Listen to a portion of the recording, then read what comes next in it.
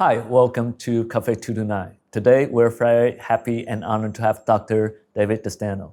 Dr. David DeSteno is a psychology professor from Northeastern University. He's not only a psychology professor, but more importantly, he's an expert in human virtue. Hi, Dr. DeSteno. Hi, Peter. Thanks for having me. We're very happy to have you join us at Cafe 229. So I think we were chatting before the show that in the field of psychology, often we're like expert in telling people why people have problems like anxiety and depression. And it seems like people are also more interested in why people have issues and or difficulties in life. However, it seems like that we know less about good human qualities, like what does it take to live a good life? What does it take for us to be virtuous? So can you tell us how you started and get into this field? Sure. And you're absolutely right there. I think for much of its history, psychology was focused on how do we deal with the negative parts of life? How do we reduce violence? How do we deal with psychopathology and depression and anxiety, the pain people are having? But the absence of bad doesn't always mean that we're living to the best that we can. And so there's been more of a focus of late on how do we help people flourish? Even if you're feeling okay, how do we make your life even better, both for you and for others around you? And for me, I was always interested in the question, these kind of philosophical questions of what is a good life? What makes us good people? Sure. What makes us want to help one another? And when I was an undergraduate in college, I was trying to decide between being studying the history of world religions and being a psychologist, because I always felt like these were questions that spiritual thinkers were always much of the time focused on, and scientists weren't. But I ultimately became a scientist because I could run experiments and get data, which was more fulfilling to me in some ways. But I've kind of circled back to this question that you're pointing to, which is how do we make life better for people? And what I've begun to discover in coming full circle is that science tends to ignore religious thought and spiritual thought, and I think we do so at our peril. Not that we have to debate about whether God exists or not. It's not a question science can answer. But for thousands of years, spiritual thinkers have focused on how do we help people live better lives. And what we're finding now is as scientists, is there's some wisdom there. And what I want to do is try and study that and make it more available to people, irrespective of what their beliefs might be. Mm-hmm. So before we get into the details, and it's quite fun that you've been interested in religion and psychology since very early of your life. What does flourishing mean to you as a psychologist? Because I think we may have different understanding about flourishing. Yeah, there are lots of different meanings for it. The view that I subscribe to is it doesn't mean always being happy, right? Part of difficulties and sadness and loss are part of life. But what it means is on average, feeling fulfilled, finding joy, living with purpose and meaning as you move forward. Not kind of toxic positivity in the sense that it's become out there, but it's feeling that your life is meaningful, feeling connection to others, feeling that you have a purpose. Mm-hmm. So it's not like a hedonic kind of pleasure, but is more than just positive emotion. It also comes with purpose and meaning and direction. Yeah, because if it's only positive emotion, that can kind of get, in some senses, addicting in some ways. What you want to do is always feel good. And sometimes that can prevent you from some struggles that are important that over time lead to a better life. And so I think there is a distinction there. Sure, makes sense. So what kind of study have you done to show that our human virtue can be, I guess, nudged or can Yeah. be promoted for all of Yeah, us? let me tell you about two lines of work and how I think they brought me to this realization Okay. of the fact that spiritual wisdom may matter. One thing we've studied for a long time in my lab has been this notion of the emotion gratitude. And what we found is that, I mean, the reason we have emotions is they nudge us towards certain behaviors and certain decisions in a very automatic way. when we look at gratitude, so Peter, if you do something for me, I'm going to feel gratitude and I will pay you back. And that's fine. That's not really surprising. Sure. But what we found by making people feel grateful, and we've done this in two ways. One way is we have them come to our lab and we have them working on this terribly tedious, onerous computer task. It's designed to be that way. And then we rig it so that it looks like all their data is lost and they have to start again and nobody's happy Oh my about this. gosh. And then we have an actor who they think is just another research participant who comes over and helps them and fixes their computer, fixes it, and their data comes back and they feel very grateful to him. But what we find is that afterward, not only are they willing to help him if he asks for it, they're willing to pay it forward and help anybody. When they leave the lab, we have another actor come up to them and ask them for help with something. Wow. They'll spend more time helping this person. When we give them money, they donate more of it. They're more generous. When we ask them to be patient about something, they show more patience and willingness to wait for longer term future rewards. And what we've realized is that this emotion underlies a lot of virtuous behavior. If you look at a lot of religious traditions, gratitude is part of them. Sure. But what really led me to think about the importance of spiritual practices is I had another student, his name was Paul Condon, who was very interested in meditation. And psychologists had been studying meditation for a while, but it was mostly neuroscientists. And what they were looking at is how does it affect the white versus gray matter in your brain? How does it affect your memory? Things that are important, but things that weren't really what it was designed to do. I mean, when meditation was created, it was created to end suffering, Sure. both your own and those people around you. And so Paul said, well, let's see if there's any truth to that scientifically. And so I don't mean to doubt that. I know individuals who are practitioners know that to be true, but as scientists, it's our job to prove this. Sure. And so we have to be skeptical. Exactly, right? We concocted a study where we had people come for 8 weeks of training with a Buddhist Lama, where they would learn these practices and practice them daily. And then at the end of 8 weeks, we brought them to a lab, and they thought we were going to test their memories and their attention, et cetera. But really, the experiment happened in the waiting room of the lab. Mm. And when they came in, there were 2 actors already sitting there. They didn't know they were actors. They thought they were other subjects. And they were just occupying 2 chairs. There was a 3rd chair left. And so all the research participants took that chair. 2 minutes later, another actress came in who we hired. And she was on crutches. She wasn't really needing them, but she was on crutches. She had her foot in one of those boots that you wear when your ankle is broken. And she was wincing in pain. And what we looked at is who was willing to get up and give their seat to this person, because the other 2 actors were trained to look at their phones and ignore her. And so what we found is that in the control condition, when people didn't meditate, about 15% of them got up and said, would you like my seat? Can I help you? Because she was portraying that she was in pain. Among those who had meditated, that figure jumped to 50%, right? Wow. It almost tripled. And that was a big change. We've replicated this finding since then. We've also shown that this occurs when we have somebody else insult you and you think you have the opportunity to seek retribution against them. People who have meditated are more likely to say, what that person did was wrong, but I don't want to lash out and escalate violence. And so this to us showed us that there is some wisdom to these practices. And we as scientists should be paying attention to this rather than scoffing at all spiritual practices as superstition. Such a creative experiments you have. These are it just sounds fun to listen to the way you describe it.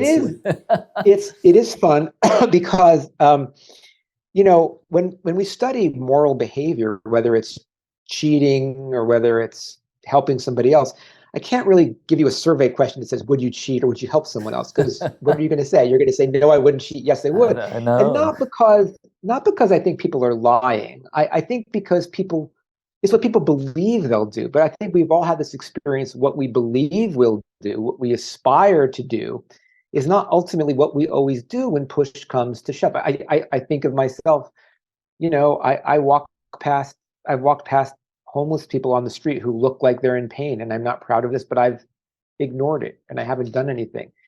Or when push comes to shove, I may value my own needs more than someone else. And so we need to create situations where people have these trade-offs. So are you going to give your seat to someone who's in pain?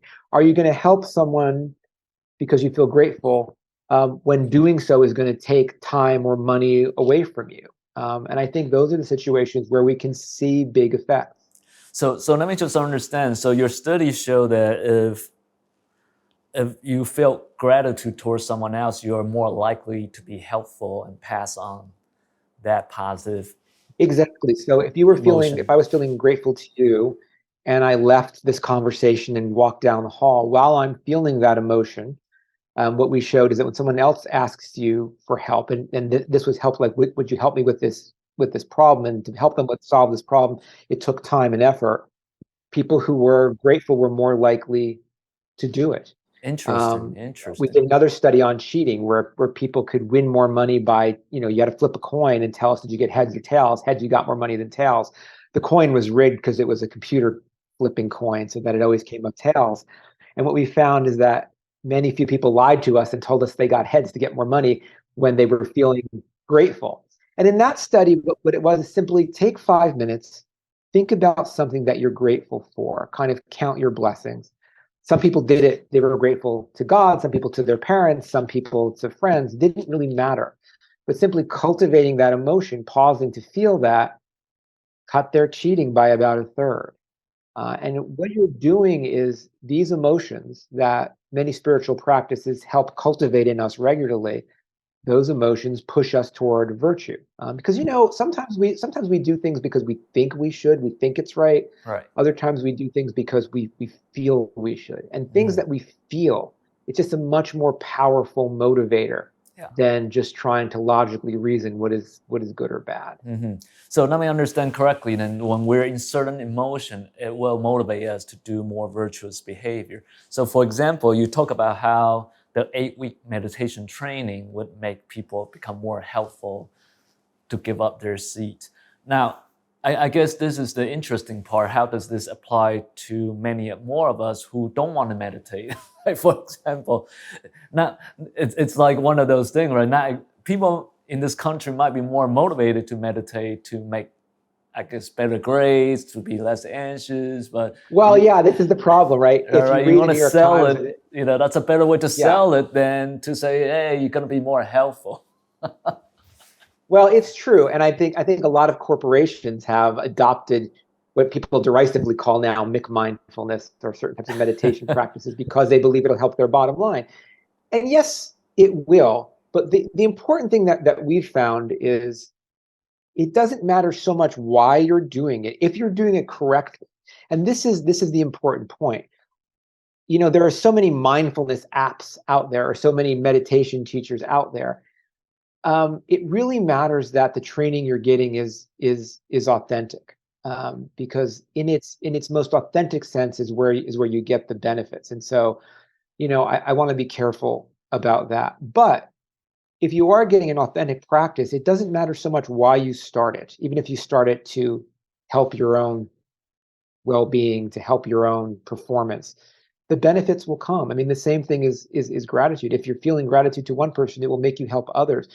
And it's simply because when we feel those emotions, they guide our behaviors. In the same way, if you had an argument with your boss and you go home, you may be slightly rude or curt to your spouse, not because you're angry at your spouse, but because you're feeling that anger and it's coloring what you're going to do. In the same way, if I'm feeling grateful to God or to a person or to my family or a friend, if a stranger needs help, it's going to make me more helpful. It's going to make me cheat less. And so the wisdom, I think, in these practices is to make us feel these emotions more regularly, to curate our own emotional lives. And if we do that, we'll reap those benefits. Great, great. So I think in your new book, The How God Work, you mentioned the mechanism of how the benefit of religion. Would you say you advocate that we all should have some kind of religious practice, or what would, like, from your research, what do you think is the implication for the majority of us, for atheists and non-atheists? Yeah. So what brought me to this work? I mean, I was raised Catholic, but I'm not practicing. I have no religious agenda, and I certainly want to admit that religion offers powerful tools to move people's minds and hearts, and it can do that for the good or for malevolent purposes, depending upon the intention of the people who are using it. Sure. But that said, if you look at the data, what we find is that people who are engaged with a spiritual practice, not just saying, yes, I believe in God or no, but actually engaged with some type of practice, they live longer, healthier, and happier lives. And so right there, as a scientist, there's something to explain. In the book, I don't want to make the argument about, I try to avoid arguments about theology because it's not something science can answer, right? There is no test for the fingerprint of God or the laws of karma. It's, we can't test it. So let's not argue about that, but let's look at these practices and see what they do. And what we found is that practices like contemplations of death or meditation or prayers of gratitude, etc., or grieving and mourning rituals, we can see how these benefit people's lives in important ways. And my argument is, I'm not here to convince you to be spiritual or not, but I am here to say, what can we learn from these practices that you might be able to use? So we've done this with meditation, right? Meditation, in many ways, is offered in a secular manner in the U.S. or in other countries. If we look at things like mourning rituals that help with grief, so one of my favorites I talk about in the book is the Jewish practice of Shiva, which is when people mourn. It's a 7-day period. And what happens during that 7-day period? People come to you every day. They bring you food. They visit with you. Mourners are rarely alone. You do prayers in unison. They have to be at least groups of 10, which are called dominion. What do we know when people sing or chant or say prayers in unison? That act of what's called motor synchrony, that is us doing things in unison, we have data that shows, whether in a religious context or not, that increases feelings of compassion and empathy for one another. In Shiva, people cover their mirrors. Why do they cover their mirrors? Well, there's a theological reason, but what we know is that when you're feeling an emotion and you look into a mirror, whatever emotion you're feeling becomes intensified. So during times of grief, reducing the ability to see yourself and focus on yourself is a way to actually reduce the feelings of grief that you're feeling. And there are many other elements like that. And so the question is, what can we learn from these practices that are psychological nudges that help us deal with the challenges that we are facing? Even like contemplating death. For Christians, it's Ash Wednesday. For Jews, it is Yom Kippur. For Buddhists, there are meditations on death. And what we know is that when you feel vulnerable, when you feel that the possibility of death is not, a long way off, but could happen to you, it begins to change your values and reorient you toward things that make you really, truly find joy in life, connections and service to other people. We saw this during the pandemic, right? When the pandemic happened, suddenly, if you were a 30 or 40-year-old, death didn't seem something that was alien to you. It could happen to you. And people began to question how they were spending their lives. And they began to focus on things that mattered more and brought true joy. And this is something that if you do regularly, I think can enrich your life. Yeah, I think the Zen masters, like my Zen teacher would often say, let the death hang in front of your eyelid as a oft constant practice. Yes, it's a reminder of how time is precious and limited, and that does change our perspective in many different ways. Yeah, there's a philosopher, his name escapes me right now, who always said, let the taste of death always be a little bit in your mouth, which is kind of like you're saying, hanging in front of you. Or Thomas A. Kempis, the famous Catholic theologian, Christian theologian, said, every night before you go to bed, don't promise yourself that you're going to be here tomorrow. And as your teacher said, that realization just changes our values. And there's scientific evidence to show that the way it changes our values toward connection and service are actually the things that are more likely to bring us happiness. It's something people realize later in life. And, but if we realized it earlier, I think it would help us find joy earlier. Yeah, I know. Like sometimes I try to teach this concept with my students during the lecture. When I see people feel tired, I'm like, how many of you want to end the class right away? And like bunch of them will raise their hand, and then I tell them, do you know what that means? It means that you're one step closer to your own death. after the class is over. And anyway, but can you say a little bit more about how when people are in unison, right? Like when they are in sync, that help people to be more compassionate. I think in your study, one of your study does try to make that happen. Yeah, right? exactly. We were looking for ways to make people feel more compassionate toward one another. And one thing we looked at is this idea of motor synchrony, which is moving in time together. And you see this in many rituals. You even see it if you look. I mean, a classic example is if you look at a school of fish or a flock of birds. Suddenly, you don't see them as separate individuals, but as one larger unit. And so we decided, let's strip this down to as minimal a way as we can. And so we brought people into the lab, and they put on earphones like I have in now, and they sat across from somebody who they didn't know, who was a stranger. And we told them, as you hear the tones in your earphones, there were sensors on the table. We want you to tap the sensors for each tone you hear.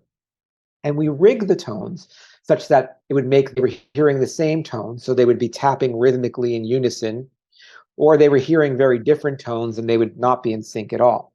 They didn't talk, they didn't do anything else. After that, we took one of them and we told him he had to do this, again, this long, boring, awful task on the computer that nobody likes to do. And we asked the other person a few questions. We asked them, how similar do you feel to that person?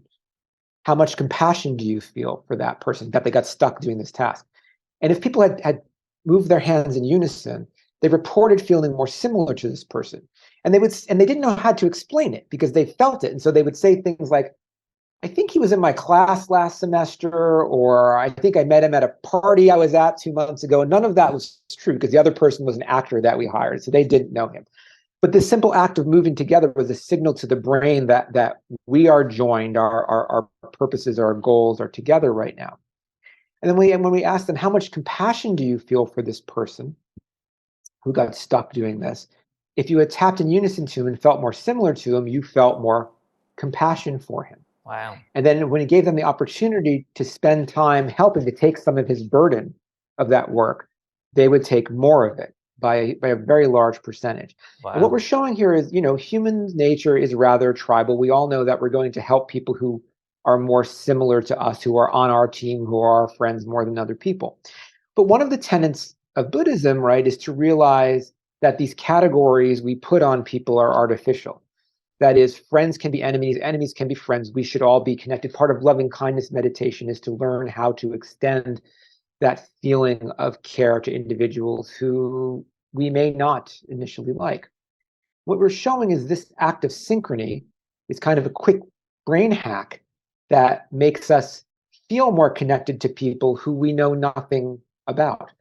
And then it dawns on me that I thought, oh, look, we had found a new way to do this. But if you look at religious rituals the world over, they have a lot of this synchrony in them, be it praying together, be it chanting together. Makes sense. Even when you put people together in a room to meditate, what we know is that physiologically their respiration rates begin to synchronize, their heartbeats begin to synchronize. And it's a way of building compassion from the bottom up that I think spiritual traditions have used for a long time. So interesting. So just the fact that I'm tapping with another person on the same rhythm will make me feel more compassionate, more helpful towards that person. You will, I don't know. and exactly, and you help them more. Now, there have been studies since then that have shown when you mix these things, such that people are moving together, but also singing or chanting and adding a spiritual element onto it, those effects even become much stronger. And so the thing that I like to remind people is, we can study and give you a little life hack by, take a few breaths and do something with somebody else, move your arms together with them, sing with them. But if you look at spiritual traditions and practices, they build in a lot of these different hacks all together. And it's almost like there's a wisdom there. We're playing single notes. These practices are playing symphonies. And it's why I try to remind people that we need to look at these practices in their original form. We see it with meditation now, we see it with psychedelics. About 20%, 10 to 20% of people who meditate can have a really bad experience in it.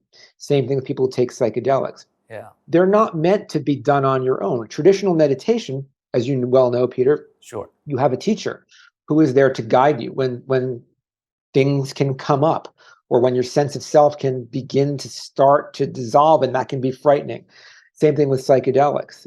There are rituals around them with singing and chanting and a shaman who's there to kind of guide you. Without those scaffolds, we're playing with powerful stuff, and it can, for some people, go awry. And so my argument is always, again, let's look at the traditions that have used these practices and look at the safeguards that they have, because it's not just, it's hubristic of us to assume, us being modern scientists or people who now are advocating, microdose on this or that, to take the chemicals or these practices away from the wisdom practices that they've been embodied and meshed with for a long time.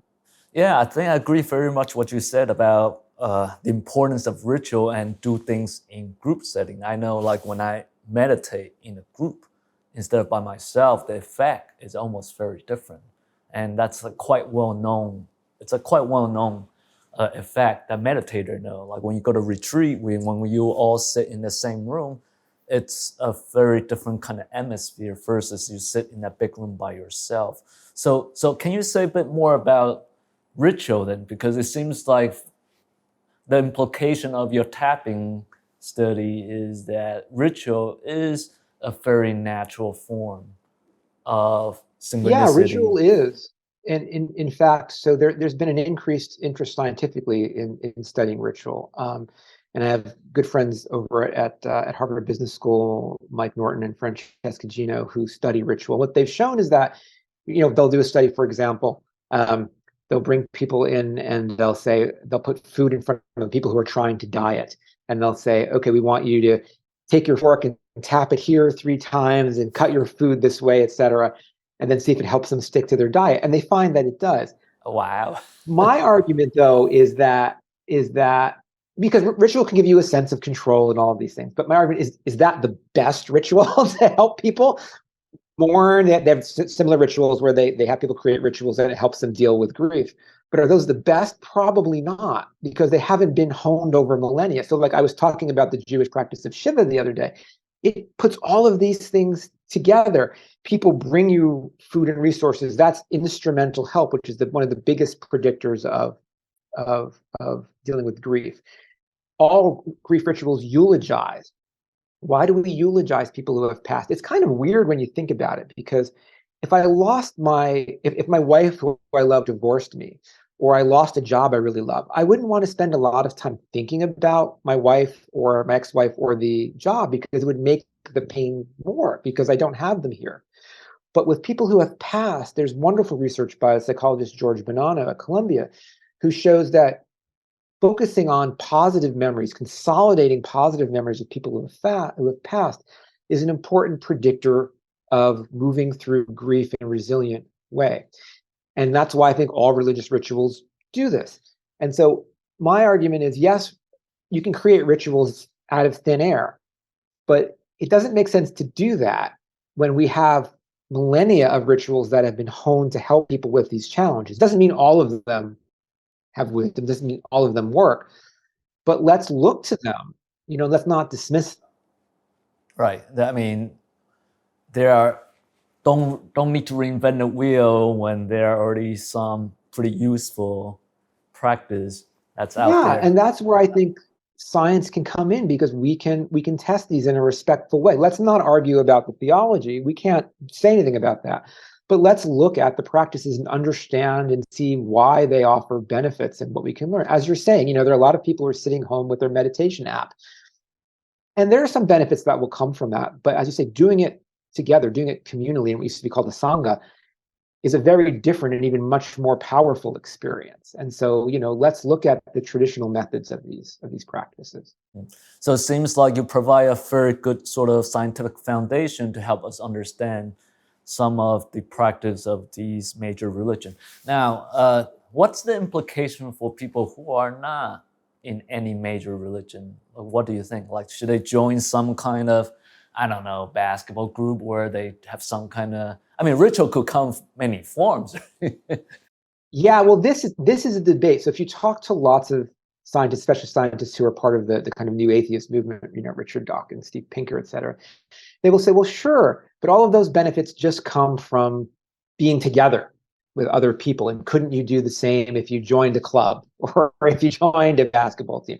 And in no way do I want to diminish the fact that being with other people is a source, is an important part of human flourishing. It certainly is.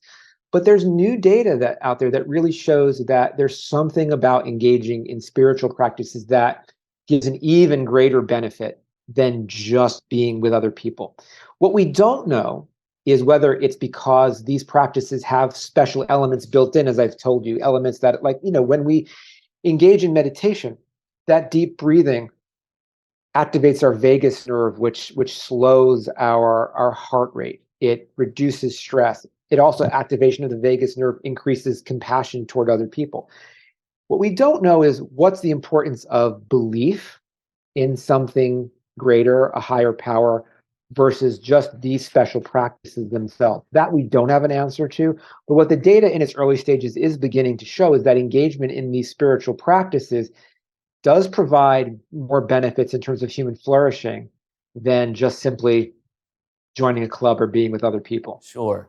It seems, while you're talking about it, I was just thinking, would be interesting just to compare people who are simply doing like ritual in a non-religious setting versus people who are doing ritual in a religious setting, and as well as versus, now here's another one that's interesting, versus people who are in cult, who are doing rituals that Well, that's what I'm saying. I mean, ritual offers powerful ways to kind of hack the mind.